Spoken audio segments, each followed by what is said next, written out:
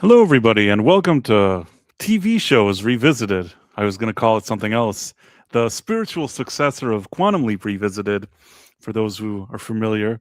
And what we're doing on this show is that we go over different TV shows from the past, uh, select episodes for them, sometimes pilots or maybe other meaningful episodes. And what we started doing last time was that we started going over Knight Rider. We went over the first half of the pilot. The pilot is sort of a double episodes, as we often see. And we went over part one of that pilot. And today we're going to go over part two of the pilot. And we may still have more people popping in. Just so you know, Ro, who's usually with us, had to get called last minute for a work assignment. And script is sort of up in the air under similar circumstances, but maybe they'll pop in somewhere. With me, of course, is Nicholas the Backyard TARDIS. You all know him. He has his own YouTube channel where he talks about pop culture. He's a member of the Red 5 Network.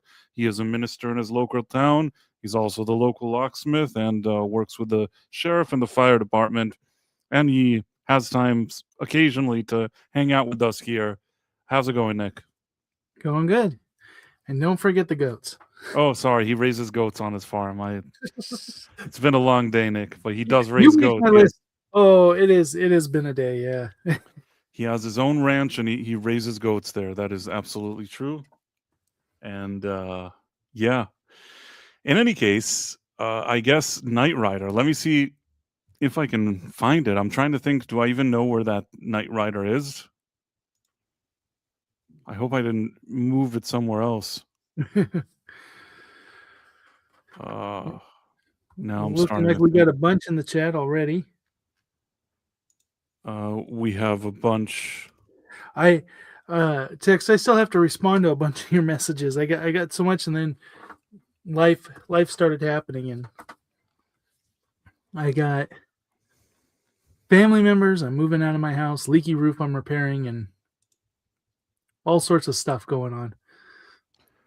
Well, hopefully everything is okay with that. You know what? Thankfully, I think I can actually I'm gonna actually download. It's good that I sent you a link, so now I can easily have the link. If you know what I'm saying. Yeah. It kind of saved us now. Yeah. Yeah, I have a daughter who's reading, and just a general thing. It is not cool to prank call threats into schools. I had to deal with that today too. Someone from another state. Why would somebody do such a thing? I don't know. But they had to put the whole school district on lockdown. And here we go. I've embiggened it just as Ro likes it. Yeah, and he's joined the chat. Oh, hey, how's it going? Cut to the chase. I remember watching and enjoying Knight Rider. Yeah, Ro has some work that he got called on assignment last minute, but it's nice to see him in the chat. And we understand that happens sometimes. We all have strange jobs that sometimes require us to work strange hours. Yep. And so this was the last thing we saw in the previous episode, right? Yes, the last thing was them in the apartment, and then it cuts to the next episode as the stuff happening here during the day. Okay, so the son is really excited because there's going to be the roller derby. Sorry, the demolition derby.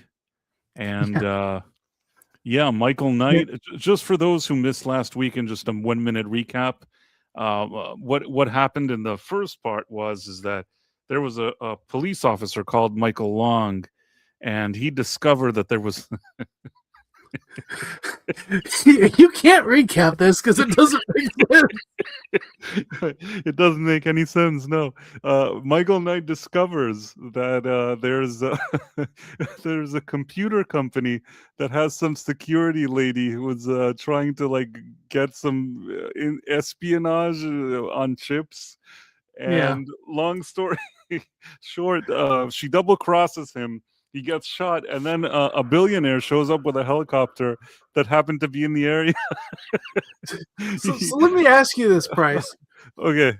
If we skipped the first episode and you just watched this, would you be less confused? You know what? I think I He's would just a be. guy with a talking car going on a mission. I will even tell you this. I think that a lot of the stuff we see in the first episode, from what I read, was reshoots to try to beef this thing up. I don't know if initially they didn't plan to show so much. I think maybe initially they just said, "Hey, let's just give him a car and let him, fight crime." But they decided they wanted more of an origin story, which is why it's so hastily put together. And like I said, he called. I feel like Glenn A. Larson called his friends. You have Oscar Goldman showing up. The reason why Oscar Goldman showed up for those reshoots is that he has a working relationship. He worked with him on the $6 Million Man. Same with these guys like from Battlestar Galactica or whatever. These are all just his Rolodex. He called him. He said, I need a few scenes. I need some help. You guys are going to get checks. And they came and they probably worked for a day and just did whatever they were asked. Anyhow, what happened is that Michael has now the face of somebody else, and he has the most sophisticated car in the world that can talk and drive and jump over things and do all this fancy stuff. And he works for it's not the Phoenix Foundation. What is it? Flag. What is it? Yeah. Who knows? I don't remember now. Is it Flag? What's it called? I don't even remember that part. Something. It's the government agency or whatever. The not government, secret agency, whatever it is. He has the car. The Knight Foundation. The Knight Foundation, whatever it is. He has the car, and he can go around and solve crime. Now he's trying to sort of get his Boomer vengeance. Got shot. He's trying to get his vengeance, and not to mention that the only reason he survived getting shot in the face is because in Vietnam he got injured and somebody put a plate in his head. Why was any of that like the whole him having a new face? Like nothing to the premise of the show do I feel like that's necessary. Yeah. Caleb Levine says Glenn Larson was TV gold back then. I love the fact that he probably sat there in a room and somebody asked him, hey, does any of this even make sense? And he probably said, nobody cares. There's going to be a guy, he's going to drive around in a car and everybody's going to be happy. And the funny thing is that he was right. He was 100% right, because none of this makes any sense whatsoever. But you're just at some point thinking this is so preposterous, I'm just going to go with it. This man does not look like he was in Vietnam. I don't know the thing about the plate in his head that deflected the bullet, all this weird stuff. But let's get past all of that. Now he's here. He's trying to catch the bad guys. That's the important thing. The people. Well, and the thing I would point out too is because Script was talking a lot about how he's known as really kind of like they retro looked back at him as a hack, and but he made so many quality shows, so many hits, and there's something about kind of that 70s 80s TV that it was allowed to be goofy. And now today I feel like anytime something's goofy, yeah, I agree. People take themselves too seriously now. There's something silly and nonsensical about this that does actually translate into fun. You know what I mean? Well, like I'm trying to think of something right here. Like take Picard season 2 when Ron they have to go says, I think the word you're looking for is cornball. Yeah, and I feel like these days or the Acolyte or something like there's stuff that's in it goofy, but they're spending hundreds of millions of dollars on these shows, and then they look goofy, and it just doesn't. But in this, it's like it's kind of cheaper. It's kind of it's just fun action.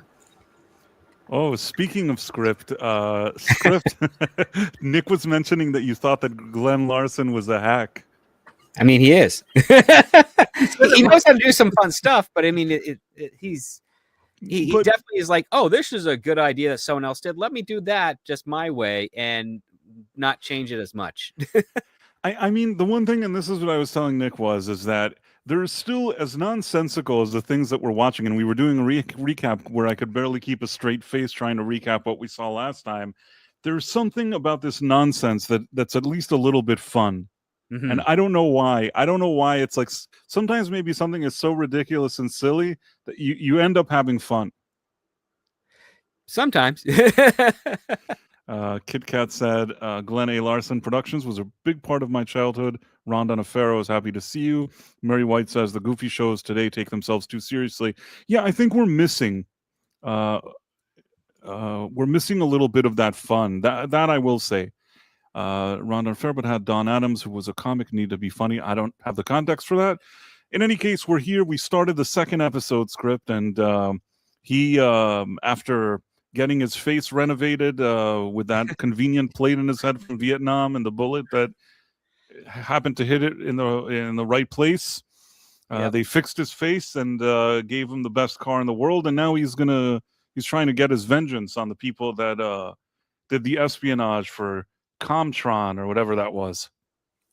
Yes, it's a simple revenge plot where this private industry has taken his face and remodeled it, just as they've remodeled his car and inserted an AI into it that acts like a very naggy wife, especially when he gets the car stolen. He's like, "How dare you leave my door open and the keys in the ignition?" It's like, come on, man. It's like, you're still a machine that can control yourself. Right. I mean, he could have just done whatever, kid. But the one thing I'll say is that I wonder what that writer's room looked like. You know, the type of festivities that probably went in that writer's room is something that I suspect we wouldn't see in a writer's room today, if you know what I'm saying. No, you would. You would? Well, I've been to some where it's a true safe space because you get away with murder almost in those writers' rooms. I think I'm talking about maybe perhaps recreational activities, if you know what I mean. Yes, I'm talking about that as well.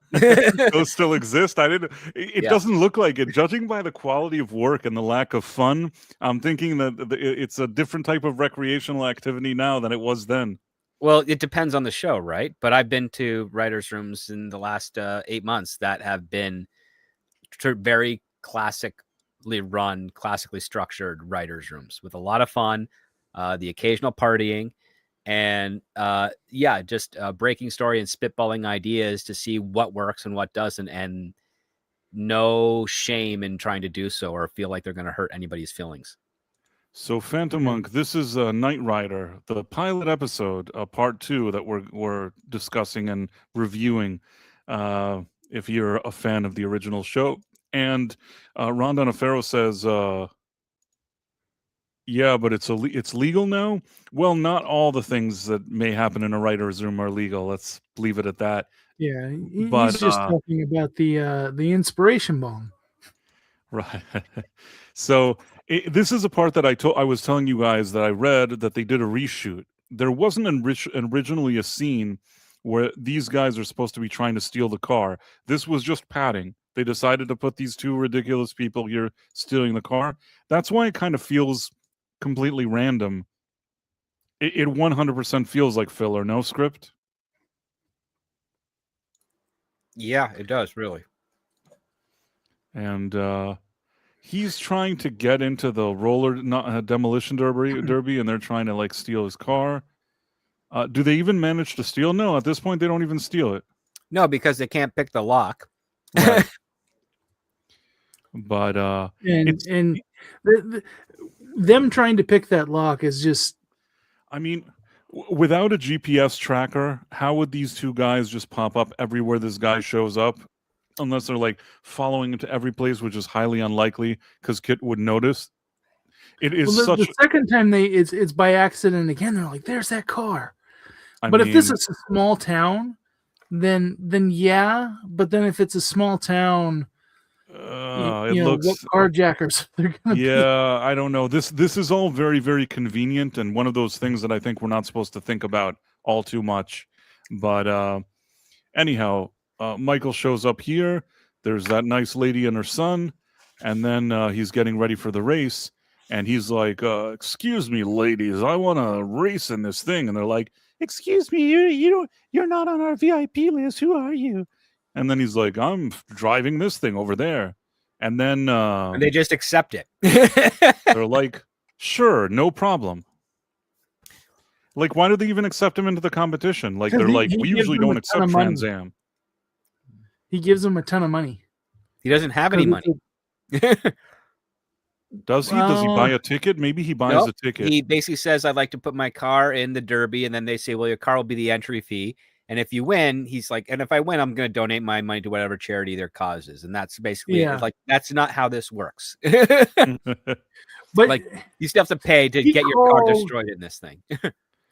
But I will say this: it is fun. The parts of the car. I mean, this obviously doesn't look like David Hasselhoff, but No, but here's the thing that's silly about this. So you have Cadillacs and Lincolns in a demolition derby.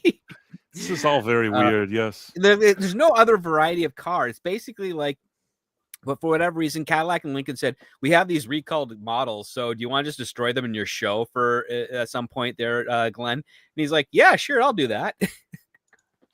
And Tex Rogers actually discovered a really good plot hole. Sorry, Rose not here. Plot hole. The kid's stowing away. How does Kit not tell Michael about it? True, Nick. True. Like the Kit would have known this. Kit So- can't speak. Shouldn't be speaking to Michael with another kid in there, right? Yeah, I mean, first of all, he shouldn't be Maybe that- speaking. Yeah, and it's kind of funny because in this initial episode, like Kit is less communicative with Michael. And some of that is because of the initial thing from the first episode, how he tells Kit not to talk to him, but yeah, it kind of feels weird that even without talking, he could have sounded an alarm,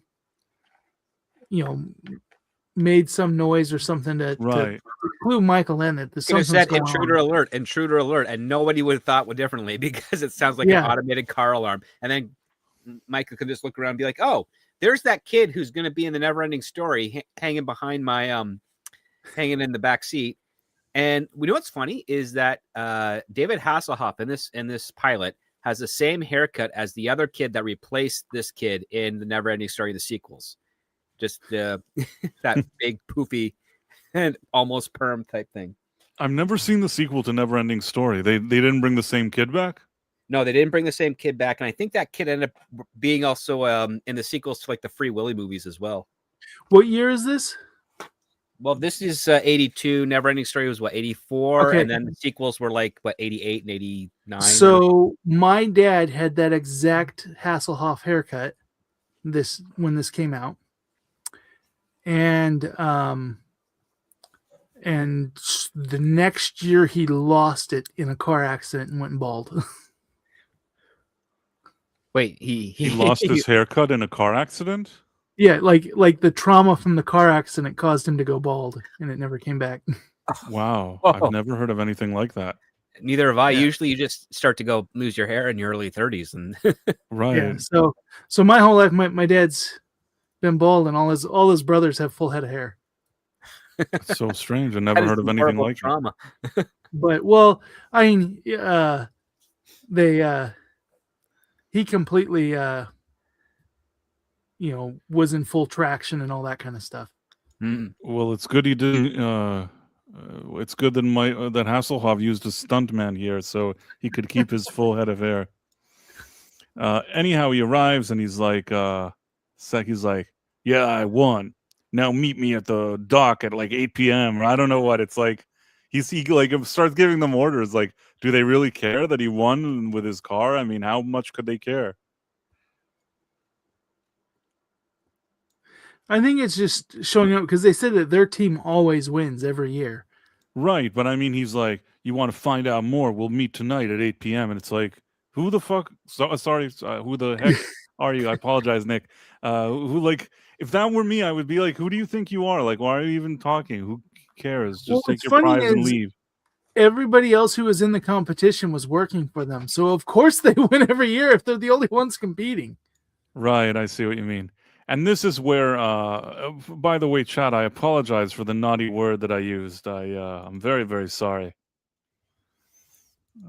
Apologize to you, Nick. I'm apologizing to Sean, who's not even here, and to Tex Rogers, who who's just probably disappointed right now, and Ron Donofrio. In any case, so you have these two guys stealing the car.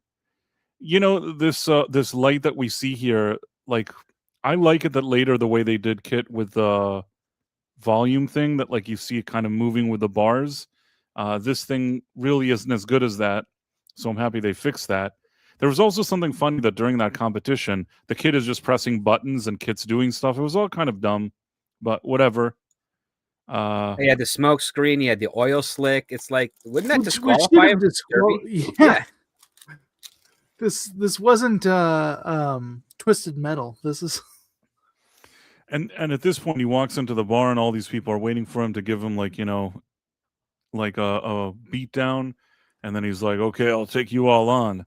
And then, I mean, it would have been nice if they showed us a little of his fancy work. We just see them being thrown around. We don't see him actually punching them. yeah. Well, I mean, when you take a look at David Hasselhoff, he has man boobs right now, so he's not really in the best of shape to be fighting. I see. Well, you one know, of they the- could have one of the pretended. things that some are bringing up, you know, once again about Kit not being able to stop the buttons being pressed. They did have something in the pilot that is an interesting thing about the whole concept of the show, and I think really goes to David Hasselhoff's maybe ego part of it. But Kit can't disobey Michael.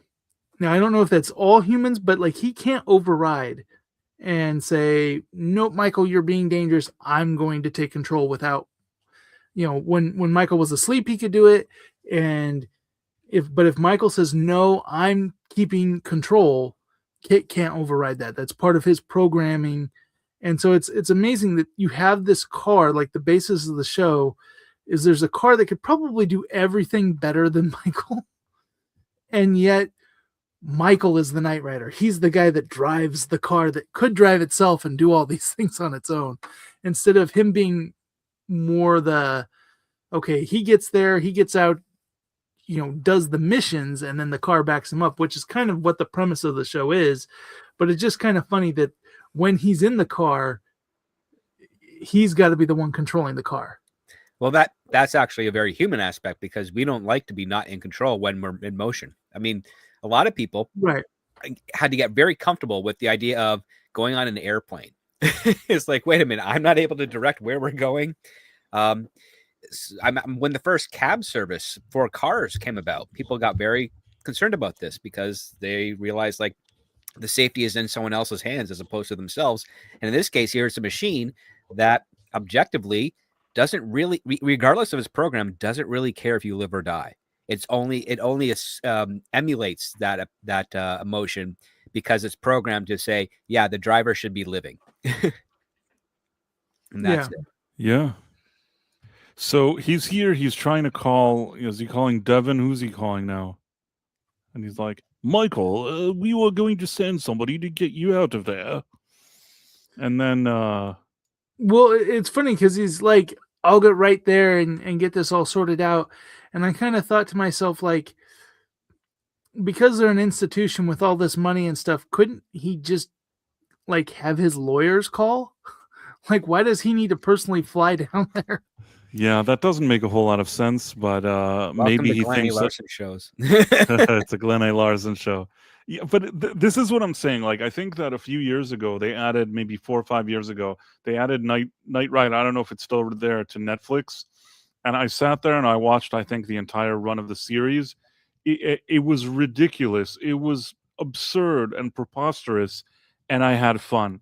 It like, if you know you're watching something that is completely stupid, but there's something a bit fun about it, you can be like kind of forgiving. And there was something about the show that I still enjoyed, even in spite of all the ridiculous stuff. Now, in this scene that I guess they're trying to get down to the bottom of what this car is, and I mean, it's not as corny as something like the Adam West Batman, but it's kind of the same thing as like the corn is part of the fun. And right, the corn is kind of part of the fun, like that he gets like a telegram that says that like his fingerprints have been altered. It's like the most random telegram ever. He's like, "Sir, you just got a telegram." He's like, Aha, I knew it. His fingerprints are altered. And it's just, I don't know why it makes me laugh. It's so stupid. It's like how can they certainly know if they don't actually physically have his hand? They just have the like the fingerprints of whatever he touched. It's like these are weird looking fingerprints. Maybe they were altered. Okay. Right. It's just, this is such like, it's almost like a 5-year-old who's on a binge of sorts, like wrote this screenplay. But again, at least the 5-year-old is having fun. And again, like so I think some people were saying here in the chat, there's nice ladies. There's a car driving around. It's fun. So this is the part where he's like, hey, no hard feelings. Sorry we had to beat you up. And he's like, no, it's okay. No problem. And then so that's oh god, that's Napier.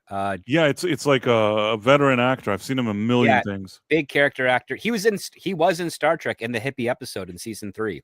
That's true. Everything was really now. But no, he's got this really deep baritone voice. And what's funny is in the mid 80s, he started playing basically military generals because people thought that's what a general looks like. Yeah, I mean, even in what's his face in Austin Powers, you have him there, where he's like when Austin Powers thinks that like the Russians won the war. I don't know if you remember that scene, and like they have some American general. Yeah, well, he's the guy who's like, get my plane ready, pack my bag. Oh, and don't forget to feed my fish. Not too much. I am not Herbert. I don't have a context. Like Herbie the robot? Herbie the robot. Oh. I don't know. I'm just spitballing there. In any case, so they're here in this lab. They can't get through to the car. They can't drill anything into the car. It's just too strong. Kit's too powerful for them. The fingerprints have been altered. And at this point, I guess Kit just breaks out of wherever he's at and he comes to rescue Michael. I mean, this is all ridiculous stuff. He just drives through the wall. Drives through the wall. Indestructible as he is, like the idea that the engine would be powerful enough to get that force that he, all the things we see this car do. It's fun, and it reminds me a lot of Roger Moore, James Bond cars.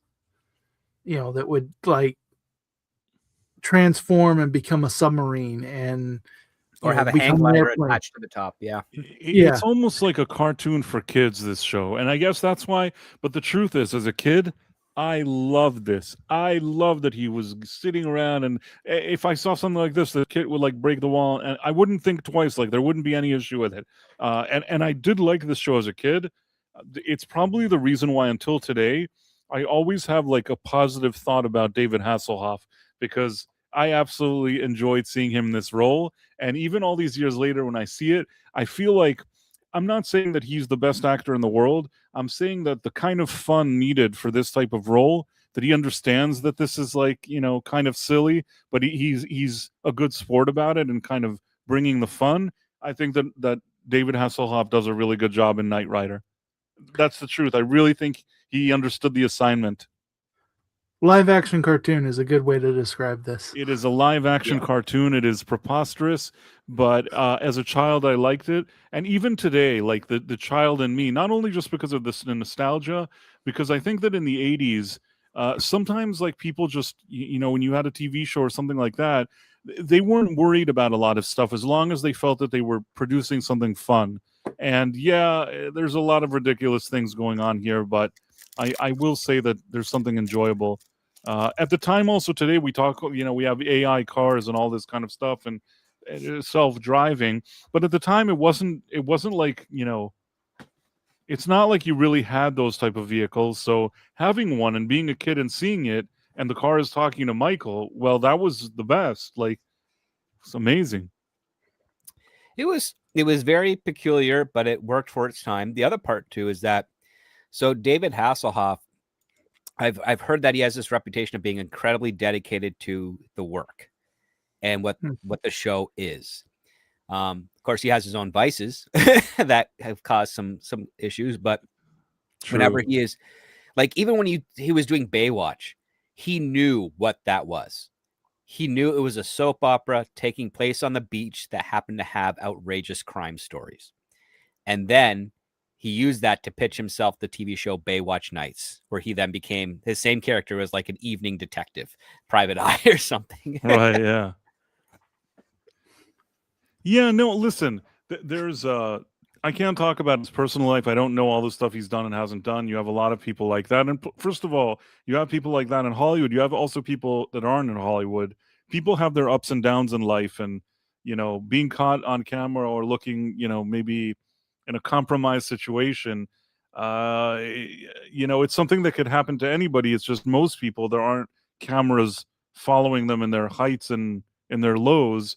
So once you're sort of a public figure, you're always going to put yourself in a situation where maybe you don't look good in a certain situation. But with that being said, I agree with you, Script. He always looks like he's pretty dedicated to the roles he plays, and he's sort of a good sport. There's always this feeling that the guy is a good sport, and I think that that's important. And I think that that's important for this show as well. Adds to the fun. Remind me here, they're chasing him now. Now he's with a car. I do like that they fixed this thing later. I don't like the big square. I like how that looks later with the bars. Yeah. But and this to is Ron like, Monastero's do point, they I ever think- do this in the show again where Kit ejects him to the roof? That felt like $6 Million Man. It felt like Glenn Larson was like, can he Steve Austin his way onto that roof? And they're like, why don't we eject him here? I don't remember that many times he gets ejected on the show. I could be wrong. It does happen other times, but yeah. Not every second though. No. Well, there's a lot of things Kid does that he doesn't do repeatedly that often. I think like the big things are like the stuff like the smoke screen, stuff like that happens more than once. But the big thing is the boost thing that allows him to jump. That gets overused quite a bit. Oh, the turbo boost? That like they Yeah. use it every 5 minutes. Yeah. I don't even think they call a it lot of the turbo other boost. abilities are like there's a lot of times. I mean, it's once again going to Adam West Batman, it's like they have stuff on that Bat utility belt that only happens in one episode of the whole show. And that's like if they need Kit to do something, suddenly there's a button that does that. Yeah, I agree with you. They do that a lot. But I will say turbo boost, I feel like when they used it in this episode, I'm not even sure they called it turbo boost. I feel like, unless I'm mistaken, I don't remember the term turbo boost being used in the pilot. But you guys watched it. Did I miss it? Did they say turbo boost in the pilot or no? No, I don't think so. Yeah, I don't think they didn't say it, but I mean, I just know that is something. Oh, that is like, not only do they say it later, they even put it in the credits, meaning turbo boost, like, I feel like in this pilot episode, this is interesting things that you both brought up. In this episode, I feel like they didn't yet know what would be the one thing that they'd really use a lot. So they kind of introduced a lot of things. These ejector seat, he does sort of a turbo boost, even though they don't call it at the demolition derby. He has a thing where he oil slick and all this other stuff. They tried a few different things out, but I feel like after they watched this episode, they settled on turbo boost as being his big thing that he does. And then almost every episode, at least one time during the episode, he does a turbo boost. The other stuff is rare. Like you said, if the script needs it, he'll suddenly find a way to do something that you'll never see him do again. But the turbo boost, that's their thing. So remind me here, he's at this company. Is he confronting this lady? And he gets shot again, right? Right. So he was up there with her. He gets shot and he's dressed in the cop's clothes. So now he's trying to exit out. He's been shot in the shoulder, and like this, he's trying to play it off to this other offer. Which shoulder? Because he's injured in both shoulders. Different shots of the episode. That's so strange. Which shoulder did he get hit in? Technically, he got hit in his left shoulder, but after this part, he's driving away. He's clutching the right shoulder. That's so weird. I mean, couldn't they bother? You're right. The continuity director, whatever. See, right there. You There know. he is. He's clutching the wrong shoulder. You're absolutely right. How could they? This is such like a simple thing. I mean, come on. Well, I usually they shoot the interiors of the car all in the same week and set it up there, and then someone just forgot because it had probably been days apart since they did the actual scene. He's like, okay, now he's shot in the left shoulder. I mean, most of the time you'd need like somebody on set with just a regular camera to take some shots, and you'd know.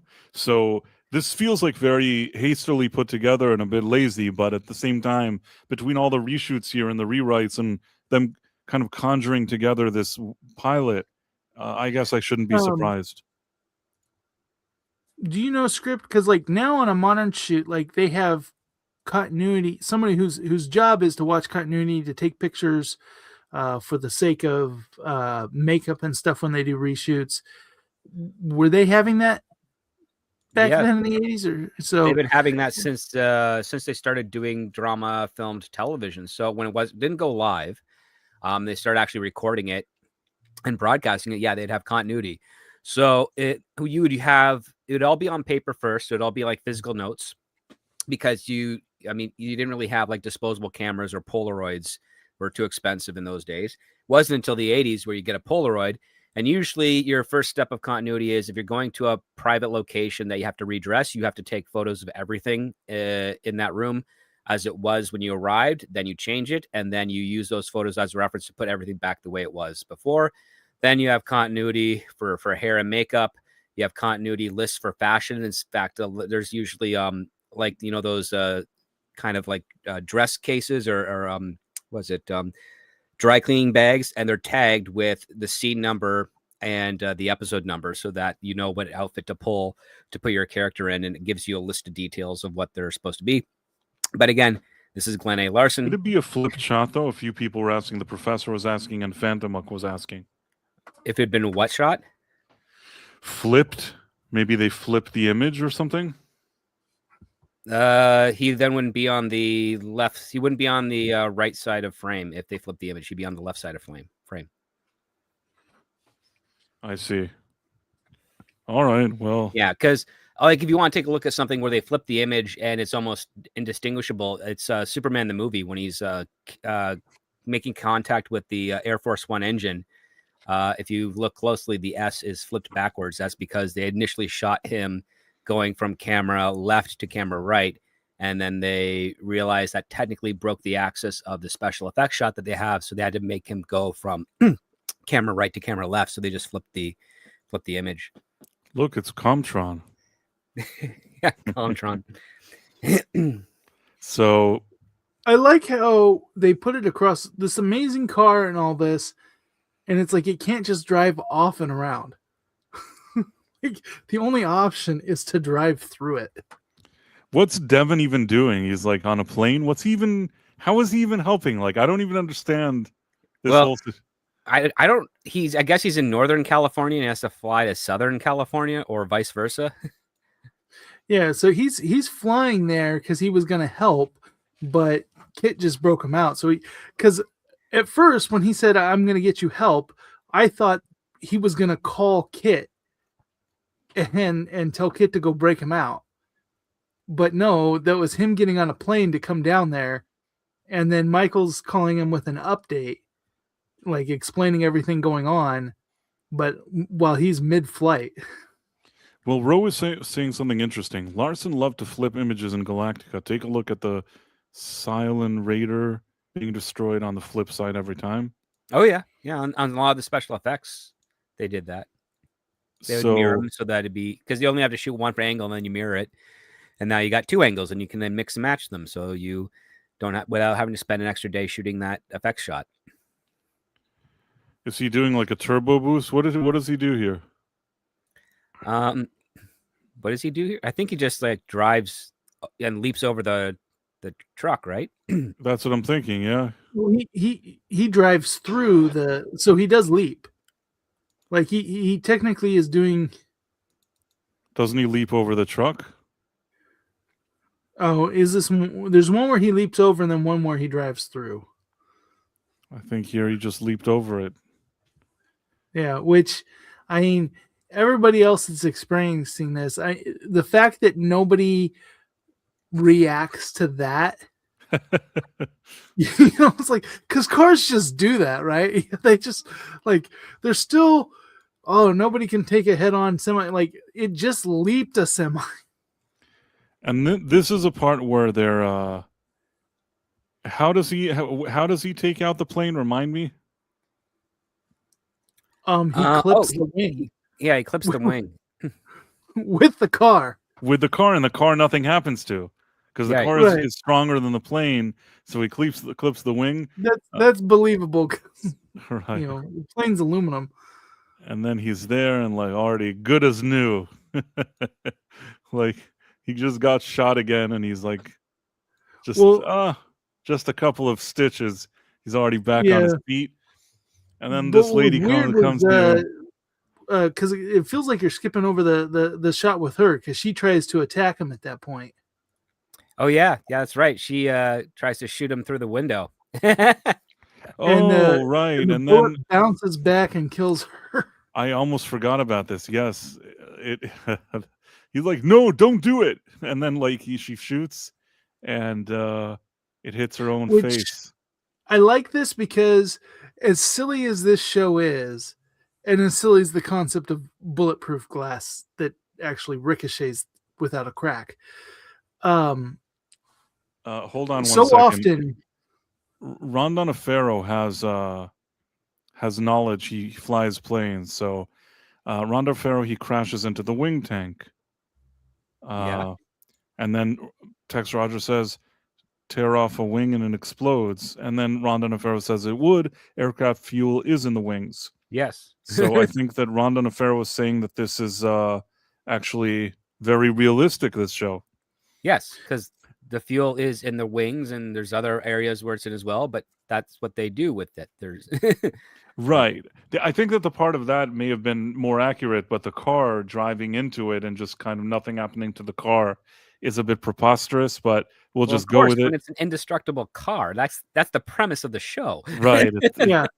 But I like that they showed this, because this is something that like in superhero programs and movies and stuff, whether it's Cap shield, Superman's chest, Iron Man suit, bullets are constantly ricocheting off of these superheroes while they're like defending a crowd of civilians, and like people would get hit with stray shots bouncing off. And so I thought it was a nice touch that they showed that, if it's bulletproof, those bullets are going to bounce off. Yeah. Rose says expert in the chat too. Amazing. So yeah, at this point he's like, "Oh, are you gonna ever be back? My son wants to play with you," or something like that. And he's like, "We'll see what we can do." I'm paraphrasing. I don't know. There's something like that, right? Yeah. Probably the dialogue was a bit different than He's kind of flirting with her, and she's like saying, can you stick around? And he's like, no.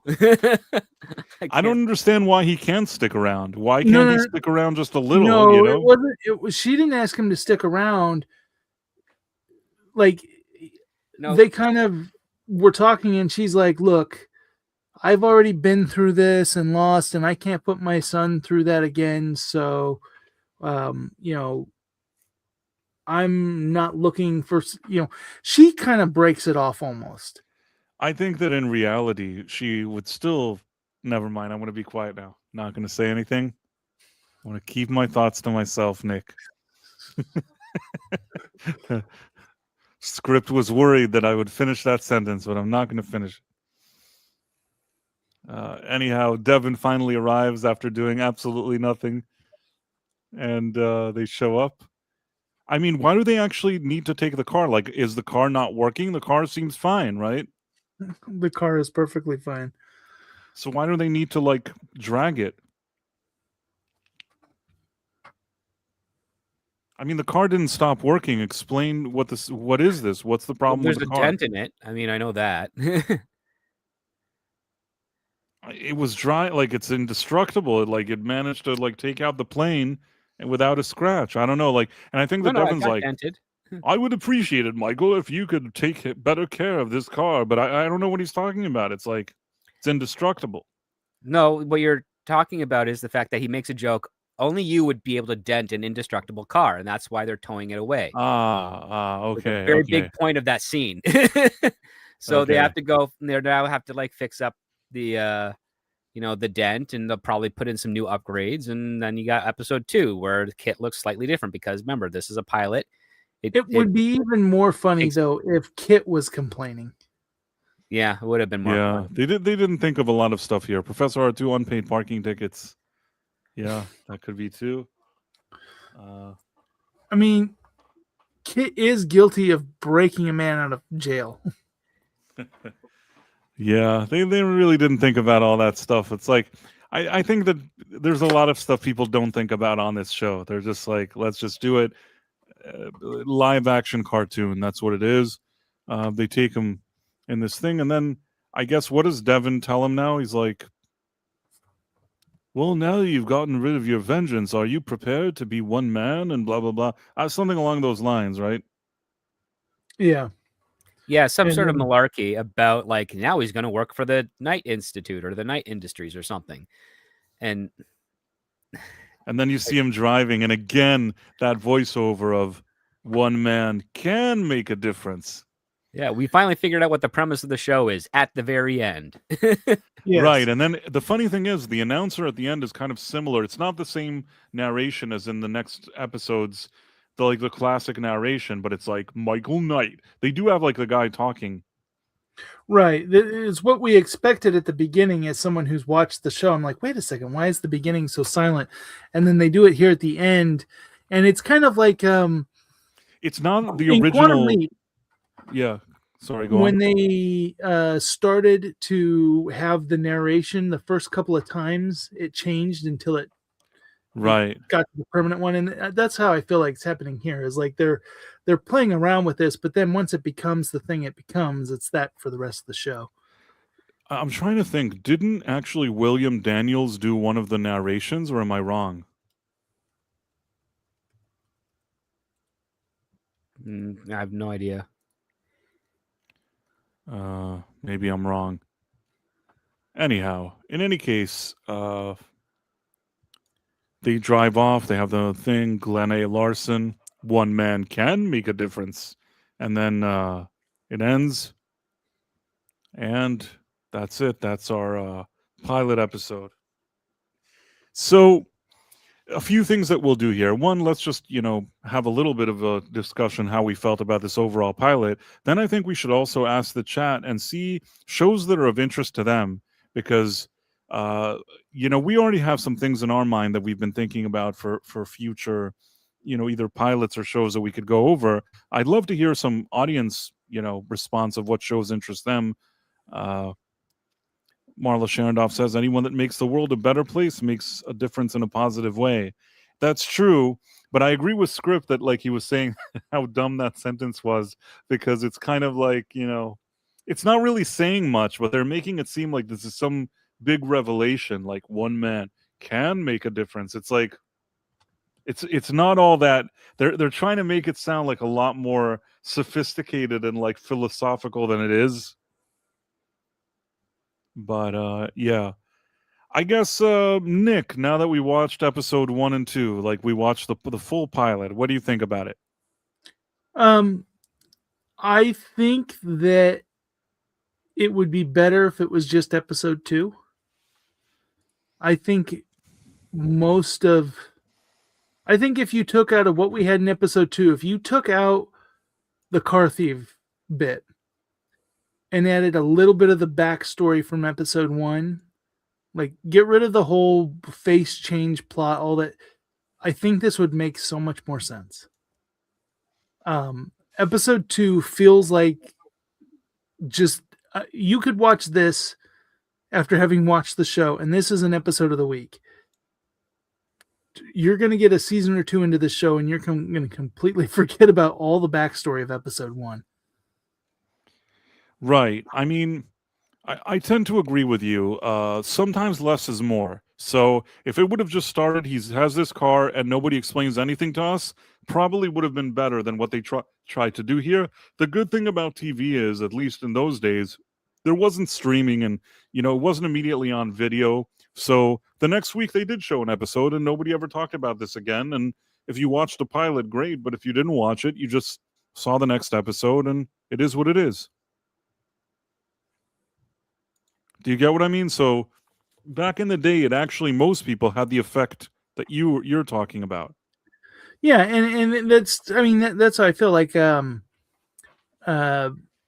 Thinking of a comparable show, MacGyver, the think tank, the Phoenix Foundation, and all that, they got like partway through the first season before they did a flashback introducing that and explaining like why he's this guy going on these missions. Like it just starts out, he's just going on it. That was better handled. I agree with you.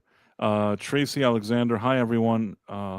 Been listening for a while, but didn't want to disrupt the flow since I was late. It's not like, it's not like a class. Like you can disrupt whatever flow you want, Tracy. You're a welcome guest here. So in any case, this I tend to agree with you, Nick. It doesn't really do much, all this stuff, but I understand from the network's perspective. Keep in mind that in those days, and maybe Script can weigh in a little more on this, they want to see a pilot episode that sort of gives these kind of explanations. I think that part of it is also to appease the network so that they greenlight this into a series or whatever it is. And sometimes, even though it may not be the best first episode to show an audience, it's the best first episode that you're going to show maybe a network that'll say, fine, let's see what you could do. Script? Not really. What do you think then? What's your opinion? Why do you think he made this pilot the way he did? And do you think that he could have or should have done anything different? At the end, he got his green light. So can we argue with the result, or what do you think about it? Oh, I mean, like, okay, so when you're making a pilot, your whole goal is just set up the established franchise of the show. Your beginning, middle, and end, how it's done. What's the premise, and you go for it. Glenn Larson, even for his failings and his theft, he does every once in a while come up with a great premise. I mean, like Battlestar Galactica is a pretty good premise. It's the last of humanity is looking for a safe refuge. And there's a legend of this planet called Earth, and that's where that refuge is going to be. And now it's just a perpetual chase. And then there's obstacles thrown along the way. Well, they need food because there's no planet, there's no farming anymore. So how do they do that when they got the Cylons on their tail? And that's kind of the essence of the show. But he ran out of steam after one season and then jumped it to Battlestar Galactica in 1980. Then after that was canceled, he needed another show because Glenn A. Larson needs money. So he decided that he would cobble some of the special effects that he had from Battlestar Galactica and say, let's do it more terrestrial. We'll have a talking car robot, and then we'll have a pilot of that car, and he'll just be, wandering on missions in a have gun will travel type of scenario. And he made it up as he went along. But traditionally with networks, what they want is they want a premise, they want to know who's in it. They want to understand, like, okay, this, because television from the 1950s up until the early 2000s was mostly episodic, meaning that anyone can flick on and know exactly what the type of show it is they're watching without a huge excessive dump of exposition. You need to make sure that everything is as simple as possible. So guy in a car solves crimes across the country. That's Knight Rider. And Glenn A. Larson figured that out, towards the end of the production. The thing is that Glenn A. Larson had been around for a few decades to the point where it's a lot easier for him to get a show produced compared to anyone else that in his era at that time starting out. So the premise when you're writing a pilot is you introduce the premise as quickly as possible, you showcase the adventure, and then you resolve it by the end. That's it. And the exposition, character backstory, all that type of stuff is immaterial because you have to bring that to light through the actions and dialogue of the character itself during the mission that they have. You don't stop the story to have him like on a mission and then all of a sudden he gets shot in the face and then he's waiting for 3 months and then he wakes up with a new face and then he just says, I'm going to go get, like, it's a very poorly structured pilot. In the 1960s, it only would have gotten a green light because the car is cool.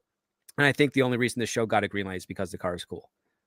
And then afterwards, the writing staff had to really up their game to make it worth investing in season after season for 4 years. When you think about later episodes of how the show was after this pilot, do you dislike the show or do you think it's a fun show? Do you see any value in it? It's a fun enough show. I mean, I don't remember many episodes of it, other than the fact the one I distinctly remember is David Hasselhoff playing his evil twin. That was kind of funny. Karate Werewolf member for 4 months. Awesome, man. Awesome. Great to see you here. Yeah, that was kind of funny that David Hasselhoff played like his. It wasn't even his real brother, but whatever it is, and he had the goatee. We've talked about that episode numerous times. So if we get to a point where we're doing more beyond just pilots, that would be an episode I'd like to go back and revisit. We haven't limited ourselves. I mean, Yeah. the show is called TV Shows Revisited. We like looking at pilots because they're kind of an interesting thing to do, but we're not limited. There could be a situation where we'll see an episode where, like, we like this episode, let's watch this and see what we think about it. We're keeping that open. We're keeping that door open. So we have that, and sometimes maybe we can even do a month where we say we really like this show. Let's check out a few episodes. But I feel like, we got a good dosage, the double dosage of the pilot of Knight Rider. I think it was fun to review that. But you know what I'm going to do? I want to drop in the chat. I'm wondering if the people in the chat like this show. Like, what do they think? Wait, I want to write. Did you like the Knight Rider pilot? And Script Doctor, they're giving me some Battlestar Galactica 80 PTSD. Well, so Ro wanted me on for a classic Battlestar Galactica discussion. I'm like, okay, I got to go. You watch the whole show, and he's like, "Are you done yet?" I'm like, I'm having a really hard time with the second season because on Tubi it was just marked as season 2. Wait, what show? What show? Battlestar Galactica. So but you've seen it before. He hasn't seen it. No. Ro had seen it, but he wanted me to come on and do a podcast with him about it. This is a couple years ago. Oh, okay. And so he was waiting for me to get through the show, and he kept asking me, "Are you done yet? What's taking you so long?" I was like, "I'm just struggling with season 2." And he's like, "What do you mean season 2?" And I just got like 3 or 4 episodes into the Battlestar Galactica 80, and I would just like, I can't force myself to watch this, but I did. I watched the whole thing, and then we got on and we didn't even discuss 80. So we're supposed to someday do a podcast about that to just discuss what went wrong. I see. Well, right now people are leaning towards liking the Knight Rider pilot, and yeah, I mean, again, I still appreciate. I can respect what Script is saying.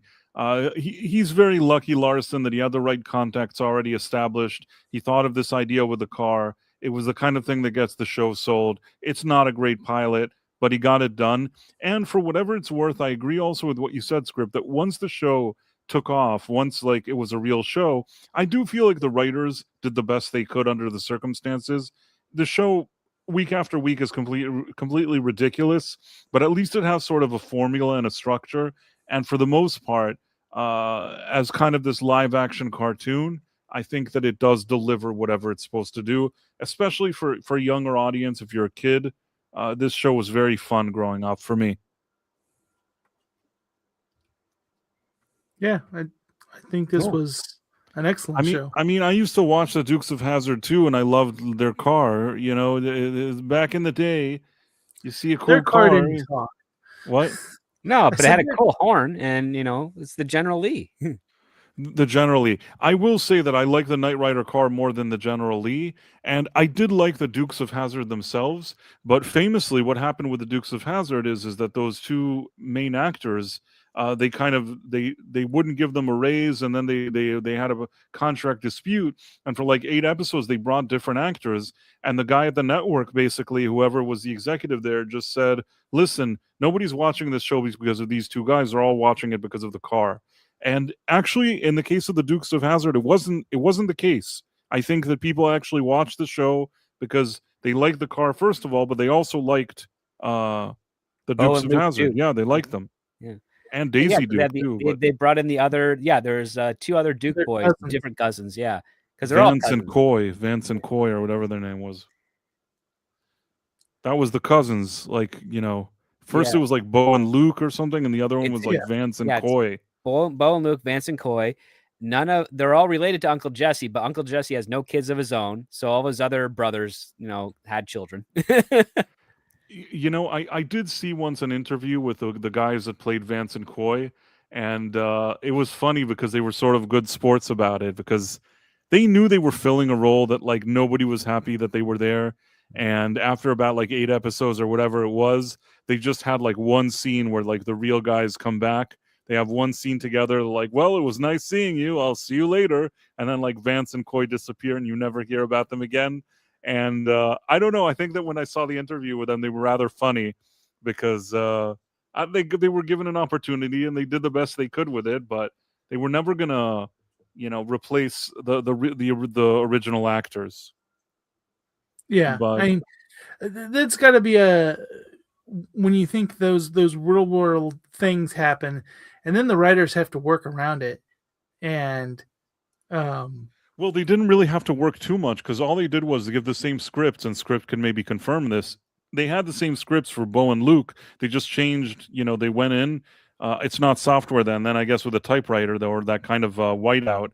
Not whiteout. You know what I'm saying? They had to just change from Bo and Luke to Vance and Coy, and They that was didn't it, have right? to change anything. They just said, okay, everybody on set, instead of saying Bo and Luke, Vance and Coy, this is it. Same script, keep going.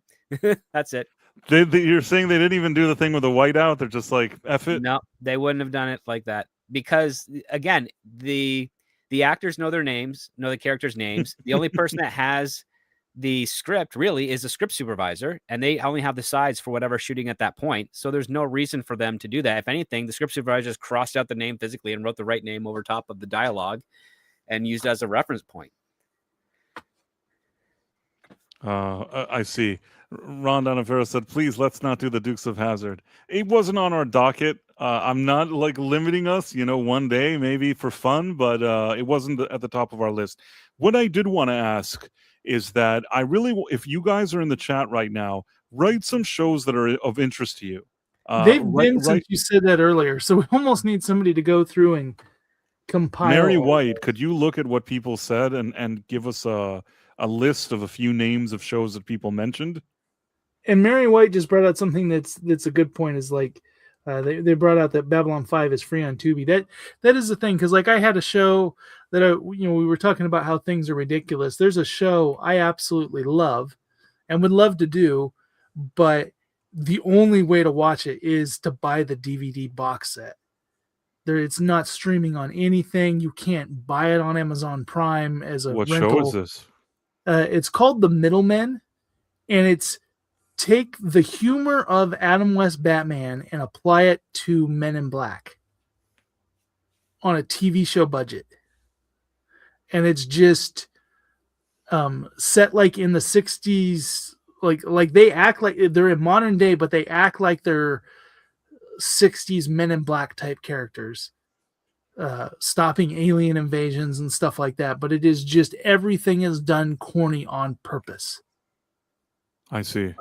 And it's hilarious, but it's one of those TV shows that lasted 2 seasons, went off the air in the mid 2000s, and nobody's bought the rights or anything like that. So the only way to watch it now is to buy the DVDs, and that would be like none of our listeners would, that'd be a huge commitment to buy a 2-season box set.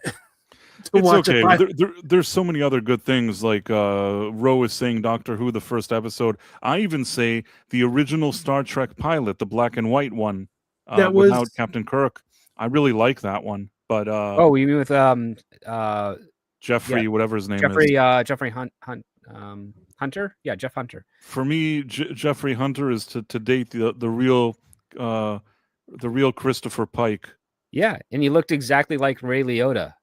And if they should have cast him as Christopher Pike in a movie.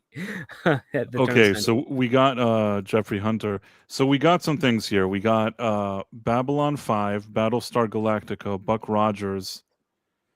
I mean, this doesn't mean we can't revisit these again, but I'm just wondering.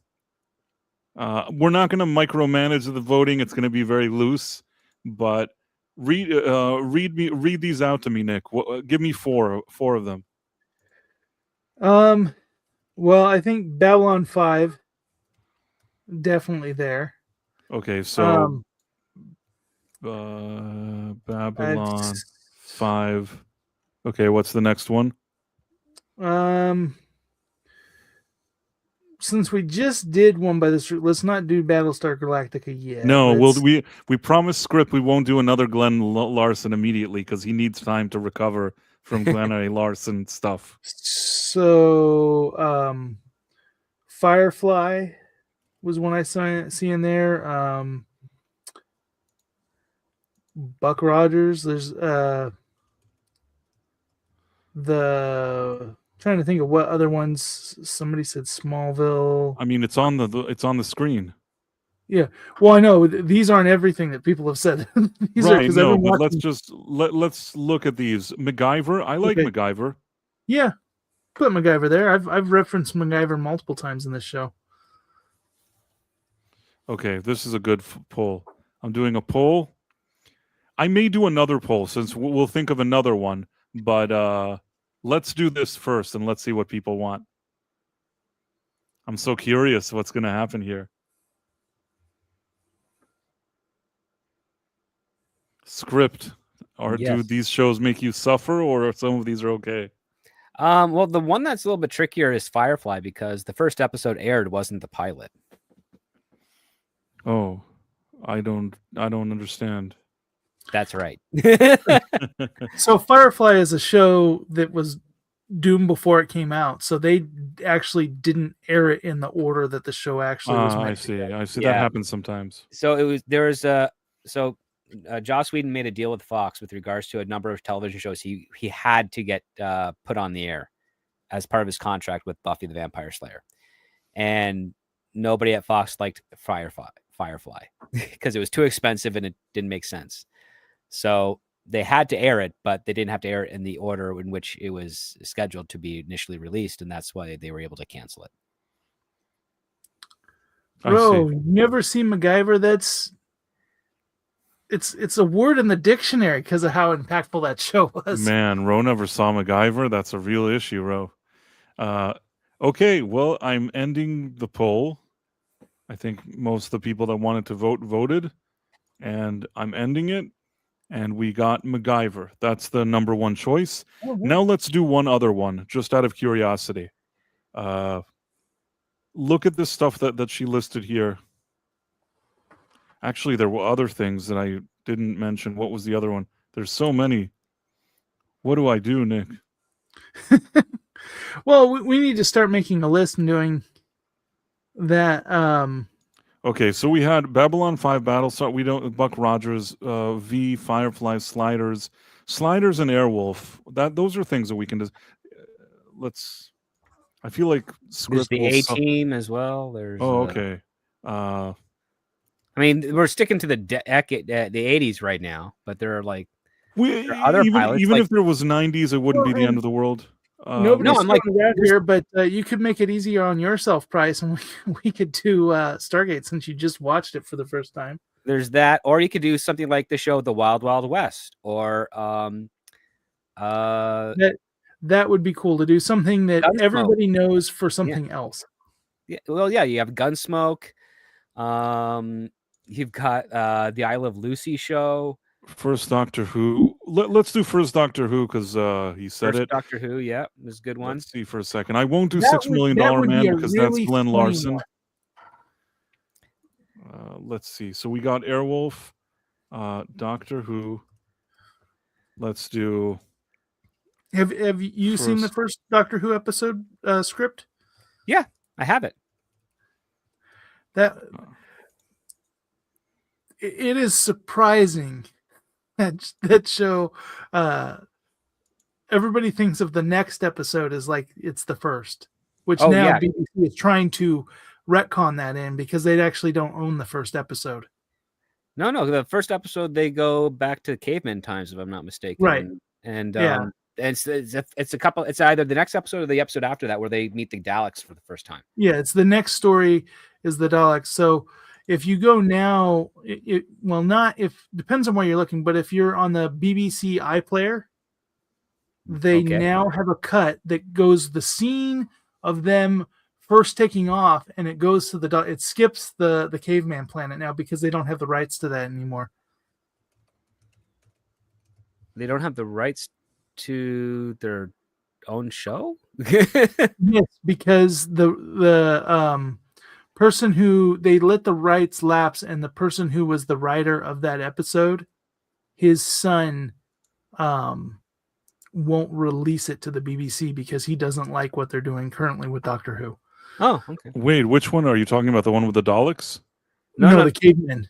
This is the very first episode is when they take the two school teachers and they go back in time to cavemen, and the cavemen are speaking with British accents and Right, because they got like people from the British. I feel like I've seen that one. I think I've seen that one. Yeah, you have, because like if you watch it on like BritBox or stuff like that, but like on the actual BBC iPlayer, they've recently gone and edited it, so it goes from them having the whole scene in the TARDIS to, instead of going to the caveman planet, it goes straight to the Dalek planet. Yeah, but if you have the DVD of the first season, right? But when I saw it on if I go to BritBox now, will it be the real one or the fake one? BritBox will still be the real one. I guess I saw it on BritBox. I didn't see any issue, but crazy what you're saying. Yeah, it's like, but if you go and buy the DVDs or the Blu-rays or whatever now, it's not on there. And if you go to the BBC iPlayer, it's not on there. So it's weird. It's in a whole bunch of right limbo, but then it's on certain streaming services. It still exists. Maybe that person signed up initially on those streaming deals, and then he wouldn't sign off on the later ones. Yeah, that could be the reason. I'm ending this poll in a minute, I guess, in a few seconds. If somebody wants to vote, now's your chance. It's like a final call for voting. Professor R2 says you can watch an Unearthly Child online for free. You know what's weird? I think that there's a alternate version of Unearthly Child that they filmed it twice as like a live thing, and there's like an alternate version. Did you guys know that? I mean, when that's in the documentary, they filmed it, and the studio didn't like it, and they told them to do it again. And a lot of that was they didn't like how originally the Doctor was much more harsh and angry and curmudgeon. Yeah, and so it came off like everybody hated him, so they made them refilm it. I see. So basically, we have the first Star Trek pilot. That one beat out the other ones here, and we have MacGyver. Now let's do one more because Mary White gave some good ideas here. So I'm going to do one more. I'm going to choose a few of these. I'm going to do one more, and then we'll do like a battle of the best. If you get what I'm saying. So yeah, I didn't know the details that they liked it or didn't like it. I just remember that they did too. He seemed kind of grumpy in both of them, to be honest, but what do I know? He did. So it makes you wonder, how bad was it in the original? Yeah. But A-Team Stargate. I watched Stargate. I only saw the movie, and then this week I watched Stargate. I not only watched the first 2 episodes, which are like the pilot, I actually watched a few additional episodes. Did you watch the Canadian version of the episode or the American version of the episode? It had boobs in it. That's the Canadian version of the episode. So that's the one that I watched. I wasn't expecting it. I'm like thinking this is a TV show. Like it is. It's like more of a broadcast network TV show. And then I look and there's all these boobs, and I'm like, wait a minute. And then I can't think I was messaging Nick about it. Yeah, there's 2 different TV edits, and then there's the original Showtime edit, and then there's the movie edit. Okay. Yeah. Which I there's things about the movie edit. There's things they removed that I don't like that they removed. and then certain dialogue and stuff that I feel makes it feel clunky. But then they added some really pivotal kind of backstory scenes that were alluded to later in the show as having happened, and so they went in and put those and filmed those scenes. Added Master Braytek, so I was really happy about that. So I'm always I watch all the different versions. Professor R2 says the original recording of the pilot was also plagued with technical issues on top of the issues with the producers had with performances. I see. Is he talking about Doctor Who still? Yeah, I think so. They had like the set caught on fire, and they had a lot of stuff. Heck, I mean, I love the Doctor Who fandom because they saved so many episodes from the stuff that they recorded. Oh yeah. I mean, I remember, I think it was the same year that they got Peter Capaldi was the Doctor. Someone released a couple of lost episodes of the second Doctor that had to be animated. Like they had all the audio files and everything. And right. It was really well done because you can find like really spotty VHS recordings of that episode online, and the cartoon it emulates them, but it's all clear and easy to see. Now with AI, I'm surprised if they can't just reconstruct everything. It's really hard because you still need a proper source, and also AI is still moronic. That's true. At this point, you're right, but there will be a moment.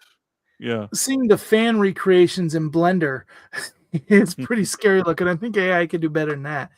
But the only thing that's sad is the BBC's lack of faith in it, because with each animation they do, they actually lower the quality. Mm-hmm. And so it's like the latest one that came out is significantly worse than the first. It's like a Flash cartoon from like the late 90s. Right. And they have been, but like they're making that, like they're getting even worse. Like the models move, have less moving joints. They just really have lowered the quality for it, and it's kind of sad. Well, I mean, BBC doesn't spend its money properly. Same like with Canada's CBC. It's been a nightmare. Yeah, like what do you expect? But what I'm pretty sure once we get like a brand new regime change over at BBC, and things just kind of go into a less crazy with the TV license bureaucracy that they still have to deal with over there, you are going to see a whole bunch of classic BBC television series that are thought to have been lost, like suddenly released again. Well, yeah, because there was a big, I know for Doctor Who, the fandom's all excited because a bunch of another collector or collection has been supposedly reacquired, but they won't say what was in it and what wasn't. Right. So a bunch of stuff should be coming out soon. Yeah, there's some it's funny because when the BBC made Doctor Who, they did shoot it on film, and then they had to reshoot some of they reshot over top of the film. They magnetized and then redeveloped it.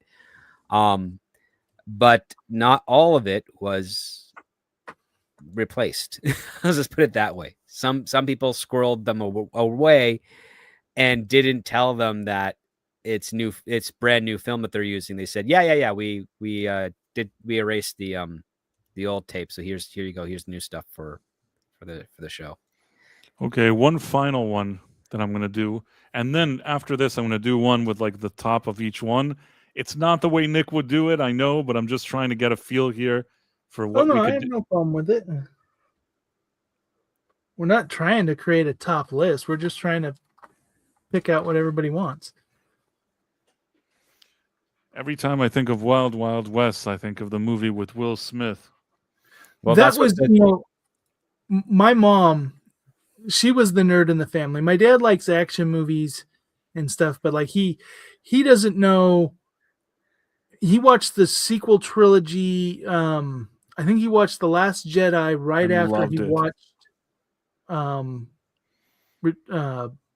Revenge of the Sith, and he didn't realize that Kylo Ren wasn't Anakin. Oh, okay. Like that's for my dad. But my mom, I remember going to Wild Wild West with her, and it was like the first time I saw my mom like visibly upset, visibly like, She was disappointed. she was so mad at how they butchered her show, and but like that show or Mission Impossible, to me, I feel like it's kind of a shame, that movie franchise is so famous, and But yet it did The Last Jedi before The Last Jedi. Yeah, I know. Yeah. Yeah. And I have a friend who will not watch because he watched the first Mission Impossible movie and he was so angered over that of what it did to the classic characters. I mean, well, that's entirely the reason why none of the actors from the series returned to that movie, because they were all offered very lucrative contracts for that, like Martin Landau, Peter Graves, Barbara Bain, who was the other one? They were all said, this is what we want to do. And then when they're like, we'll sign the contract, but can we see the script? And they saw the script and like, you're killing all of us off, and Jim Phelps is the bad guy. It's like, no, we're not doing this. This is horrible. And I mean, to their fortune, those actors had pretty much already been retired by that point. Like even Martin Landau was like, I'm only going to do a couple of things because I don't want to keep acting anymore. And yeah, like, and I remember I was a kid and I remember seeing the divide in audiences with like, how could they dare do this to Jim Phelps, and how could they do this to the rest of the cast? And yeah, it was The Last Jedi of precursor, and yet it spawned a franchise that's been going on for 30 years as a Tom Cruise vehicle.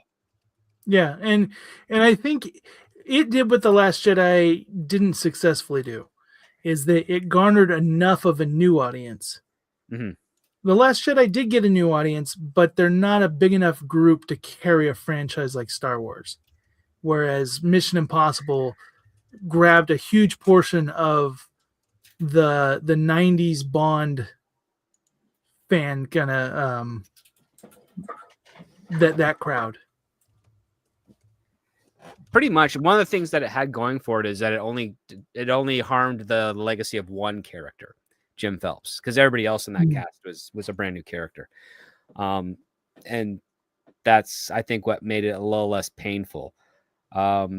What's also horrible is the fact that they, in the last one, they bring in Briggs, who was the original leader of IMF in the pilot, and then they bring in another Jim Phelps, just make him the son. It was so right. Didn't they make like Jim Phelps like evil or something?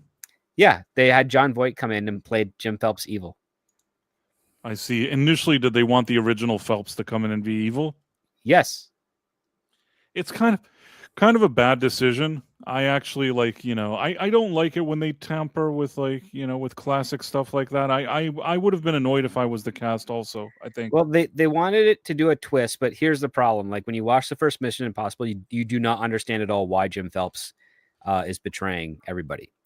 The rumor is that in the initial idea, Jim Phelps is betraying IMF because it had something to do, oddly enough, with a stolen presidential election, and the president has been directing missions about IMF that have been abuse of that power.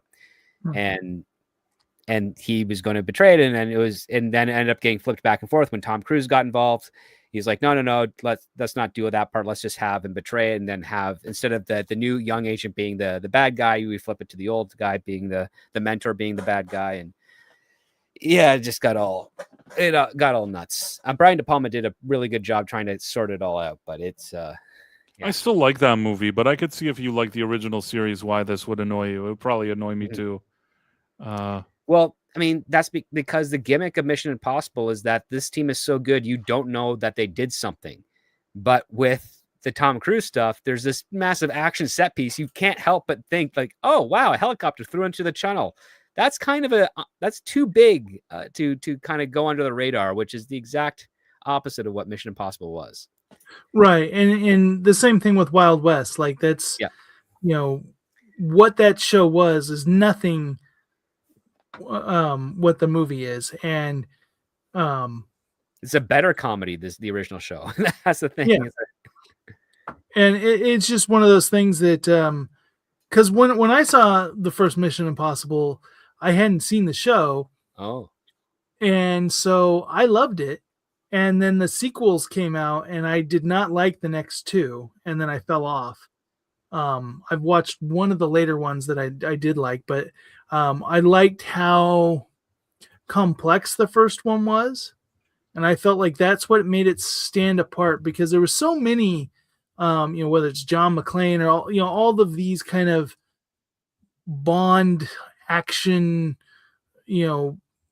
movies that were coming out at the time, and I felt like that what made Mission Impossible stand apart was just kind of how cerebral it was, and then the next couple just felt like they were messy and the plot didn't make sense, but then finding out later about the show and about how like that was frustrating to find out that they did that, but that's how a lot of times they do these things, and they think that they can get away with it because it's enough in the zeitgeist that it will get some buzz from people that know the property, but they're really counting on the next audience who doesn't have any attachment to it to be the audience. So we got MacGyver, and it's very close second. We got the Star Trek pilot. So what we're going to do is next week we'll do the MacGyver, and the week after that, I think we can safely do the Star Trek because they were really close. Then we had A-Team, then Fugitive. We'll figure out what to do. I mean, there are certainly options. A-Team, The Fugitive. I don't dislike it, but we may do another vote at some point. Let's start off just so you guys know. Next week, MacGyver. Week after that, Star Trek pilot. Yeah. Yeah. Barely, Ron Donofrio says MacGyver beat Star Trek. It was barely. It was like probably by a vote, but or by a few votes, but it was very close. So, and it may have been swayed by the chat finding out that Roe hasn't seen it. Probably, maybe that had something to do with it. Mary White, do you know where we can find MacGyver? Paramount, I believe. Yeah, it should be on Paramount Plus, but you might also accidentally get the Lucas Till MacGyver. You can find it on Tubi. Usually you can find it on Tubi. Okay, it's on Tubi, it's on Pluto TV, it's on Paramount Plus if you have the subscription. Certainly there's places where you can watch it. Watch the 80s one. Of course. I just want to clarify. We are talking about the real MacGyver. Whatever that weird thing that they did like in the past 10 years, that is not the MacGyver I'm referring to. We're talking about the real one. The real MacGyver. Like the one from what is it? And talking like we were just about, making one of the original shows cast the villain, they did that in the first season of that MacGyver reboot. And then they spent the rest of the show trying to win back the fans. Yes. But that first season, making first gender bending, race bending, and then making them Pete the villain was just horrible writing. Wait, is the original one? Are you saying the Tubi doesn't show the original one? No, I think Pluto TV shows the original. There's no way that Tubi has the new one on there for free. Right, exactly. Tubi doesn't do modern shows. Okay, so the original MacGyver, not the reboot one, not the one from 1985. Not what is it? 1985? What is it? 87? 87, whatever it is, the real one, not the Richard Tony. Dean Anderson one. Yeah. So we're gonna do MacGyver, and we're gonna do the week after that we'll do the Star Trek first pilot episode. Which Star Trek pilot though? The black and white one with Christopher Pike. There was never a black and white one. It was always done in color. Then why did I always see the Christopher Pike one in black and white? Maybe because you're watching it on a black and white TV. No, I'm serious. I only saw. I watched all of Star Trek Voyager in black and white, but that was because of my TV, not because first Star Trek pilot. Let's see. For starters, one of the reasons that they shot the pilot in color specifically is because they have a green woman in it. I don't know why. For some reason, for years at least, I had a video cassette or something. That was in black and white because it was probably recorded on a black and white television. Well, I'm talking about The Cage, okay? All I know is I don't know why I had it in black and white. I could be weird, but The Cage, that's the one from, the first Star Trek pilot, The Cage. Well, is it the cage or is it because isn't the cage the It's not the reusing of menagerie. pilot? It's I'm not talking about the menagerie. no. It's the Well, cage. So This is the technically official. speaking, officially, the pilot of Star Trek, the actual pilot of Star Trek, still has William Shatner and Leonard Nimoy in it, and that's the Man Trap. Yeah. And but it wasn't the first. Yeah, it was the first one aired, but it wasn't the first one produced, because then you had the one Where with Gary, No Man Has Gone Where Before. No What Man about? Has Gone Before was technically the one that was shot first as the pilot, but it wasn't aired first. The Cage is not the pilot of Star Trek at all. It's not even classified as the pilot of Star Trek at all. It only is done so on Netflix, according to like Desilu Studios, even Paramount at the time. That episode is not is an unaired pilot, and it's not officially part of Star Oh, Trek. okay. So wait a second. I guess now I'll do the final poll quickly. Do the Cage or No Man Has Gone Before? I have to do that. Yeah. Which Because remember, that Star pilot was Trek. rejected. I So- love it. I effing love it. Sorry, Sean. I effing love the one that was rejected. The There's some Cage things about it. I like or the doctor Pike talking to his doctor in his cabin scene. That was a pretty good scene. okay. Final thing, and then we have to run. So choose one of these.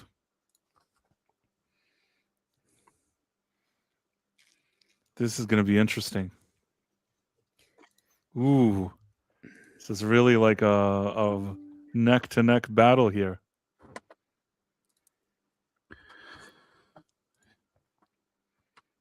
We may have to do both. Well, you know what? I'm not opposed to doing both of them. I'll be honest with you. But let's but we have to first of all respect the results of the poll, and it looks like Where No Man Has Gone Before is clobbering the Cage right now. I was actually surprised that Babylon 5 didn't make one of the finalists. Just as much as I know so much of our chat talks about it. Well, first episode of Babylon 5 is pretty good, but it's got that hokey early 1990s synth music, like that you would see in really cheap sci-fi TV Mary White shows. says, not sure if there's time for shout-outs. Like If you have some shout-outs, I'll do them. There is time. I'll do them right now, and then we'll run away. Script Doctor, yeah, scripts on Saturdays. You should check out his YouTube channel right now and make sure to go to see his show every Saturday. Nick has his own stuff on Backyard TARDIS. And shout-outs, we have Murakstra, Tex Rogers, Michelle Ferry, Ron Donofero, Kit Kat, Caleb Levine, Malachi D. Wildman, Julie Evans, Matthew McGee, and Chrissy McGee, Phantom Monk. Shout-outs to Marla Sharondoff, Professor R2, Arturo, Zunner G, Tomahawk, Karate Werewolf, Tracy Alexander, Not Z3PO, Storm King, Lasher, and I also saw Ro here, the Scarab Scuttlebutt podcast. Should also subscribe to that. And yeah, I think that's great. And we'll see you guys here next week where we do, what did we say? What's the first one? MacGyver. Right? The original MacGyver, 1987 MacGyver, not the phony weirdo from 2000 and something, the real MacGyver with Richard Dean Anderson. That's the one we're doing next week. Then a week after that, we'll do the Star Trek Where No Man Has Gone Before. Thanks, guys. I'll see you soon. Bye. Right. I'm such an awesome guy.